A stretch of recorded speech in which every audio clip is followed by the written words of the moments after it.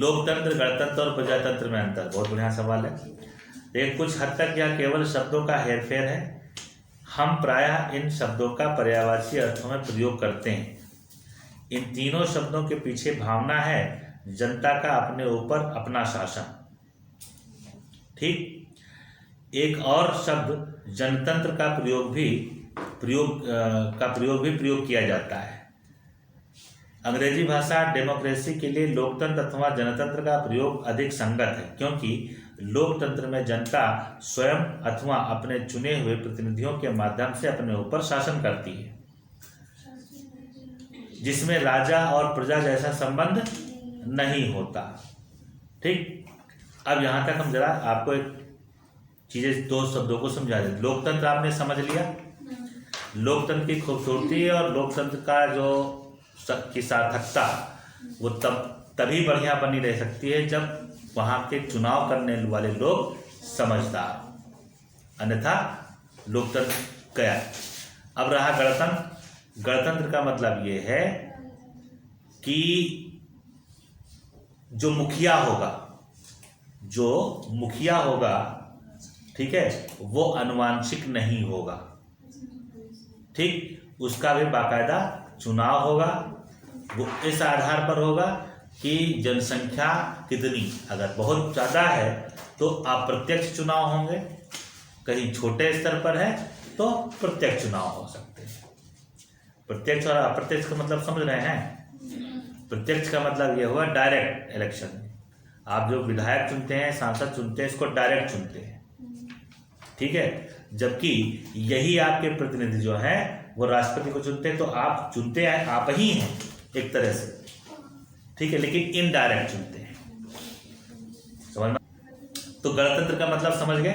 गणतंत्र का मतलब यही है कि राजा भी चुना जाएगा या मुखिया चुना जाएगा, वो अनुवांशिक नहीं होगा। ठीक। अच्छा, इसके बाद क्या बताया? प्रजातंत्र। प्रजातंत्र के विषय में चर्चा कर लेते हैं।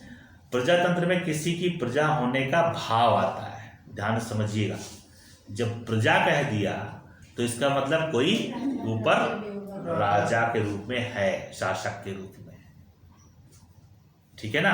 तो ये भाव आता, अतः संभवतः इस शब्द का प्रयोग अधिक उचित नहीं है।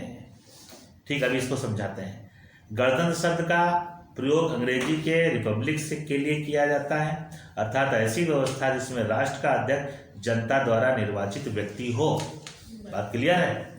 अब यहाँ पर प्रजातंत्र को एक बार फिर से समझ लेते हैं। जब किसी चुनावी व्यवस्था में, ध्यान समझिएगा, जब किसी चुनावी व्यवस्था में दलों की संख्या अधिक हो, पहली बात, और दल हो, सीधे सी बात, दल हो, आवश्यकता नहीं है इनकी। लोकतंत्र को ध्यान से समझेंगे तो समझ में आएगा। लोकतंत्र में जब यहाँ चुनाव होता है, वैसे समझिए, लोकतंत्र में जब यहाँ चुनाव होता है और उस चुनाव के लिए 10 कैंडिडेट हैं और 10 के 10 किसी भी पार्टी या दल से नहीं है, दल है ही नहीं, भले एक बार कुछ थोड़े सोचें कि दल है ही नहीं, ठीक, तो चुने जाएंगे, कुछ तो चुने जाएंगे ना, जीतेंगे। कंपेरिजन जो है तुलनात्मक रूप से जब वो होगा, काउंटिंग होगी तो कोई जीतेगा, वो चुन के गया। ठीक सेम एज जब वहां पर गए, कहाँ? लोकसभा में, तो लोकसभा में भी कहा जाता है लोगों से कि भाई एक काम करो, अपना मुखिया चुन लो, क्योंकि वहां दल नहीं है। ध्यान समझिएगा, मुखिया चुन लो, तो भाई चुन लिया गया मिस्टर एक्स को एज ए प्रधानमंत्री, चुना गया।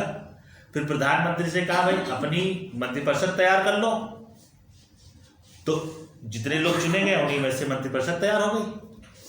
देखिए सारे मिक्स हैं और अलग तरह के उनकी जो है बौद्धिक क्षमताएं हैं, ठीक है, उनको जो है चुन लिया गया। अब एक बन गई सरकार, गवर्नमेंट बन गई, मंत्रिपरिषद तैयार हो गई। ठीक। अब मंत्रिपरिषद क्या कर रही है? मंत्रिपरिषद जो है वो किसी बिल पर चर्चा चल रही है, वहां पर बन रहा है, कार्यपालिका का काम कर रही है, और वो बिल बना करके कहाँ रख रही है? लोकसभा में। अब लोकसभा में उस पर बहस चल रही, और बहस चलने के बाद फिर से वोटिंग। देखिए हर जगह वोटिंग हो रही है, आप नीचे से चलेंगे हर जगह वोटिंग हो रही है। वहां पर भी प्रधानमंत्री के चुनाव के मामले में भी कभी कभी वोटिंग हो जाती है कि भाई किसको रखा जाए। तो जहां अगर दल नहीं है, इस तरह से बहुमत वाली कोई कहानी नहीं है, तो वहां पर कहा गया भाई ठीक है ऐसा चुनाव कर लिया जाए।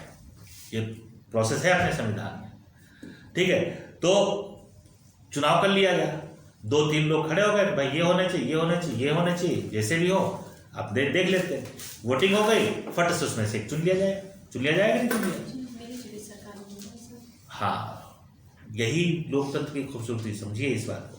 और इसके बाद कहानी आगे बढ़ गई, मंत्रिपरिषद भी इसी तरह से गठित हो गई, और जो बिल आया उस बिल में भी देखिए वही तो हो रहा है। वोट होती कि नहीं होती, वोटिंग होती है, तो वहां पर भी वही चीज है और आगे बढ़ जाता है बिल। अब इस ऐसी कंडीशन में जो प्रजातंत्र वाली जो बात है वो नहीं होगी। लेकिन अब दूसरी कंडीशन पे आते हैं जहां पर दल है। तो जब दल कोई जीत कर जाता है तो दल एज ए किंग, राजा की तरह काम कर रहा है, समझ रहे हैं। यहां अब दल जो है वो पार्टी जो है, क्योंकि वो पार्टी के हित के लिए सारा काम हो रहा है, अपने आप को सशक्त बनाए रखने के लिए, उस पद पर आसीन रहने के लिए सारा काम हो रहा है। और जो आम जन है, जनता है, उस पर वो अपना वर्चस्व बनाए रखने की कोशिश करता है, हर कैंडिडेट जो उस दल से जुड़ा हुआ है।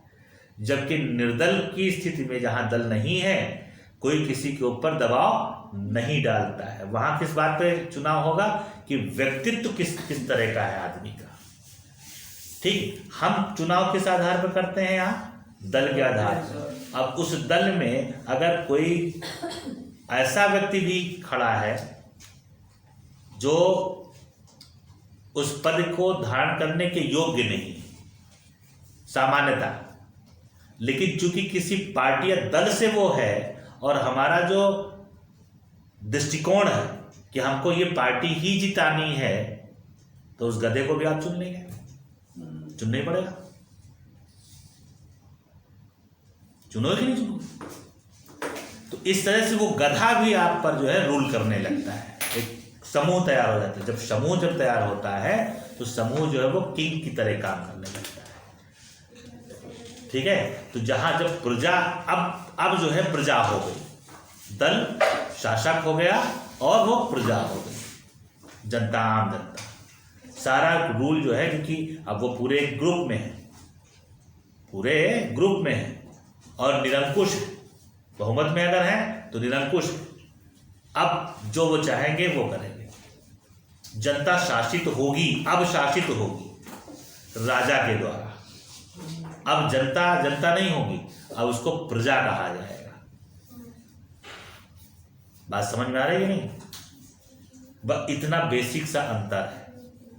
लोकतंत्र समझ में आया, गणतंत्र समझ में आया, और प्रजातंत्र, ठीक। Thank you.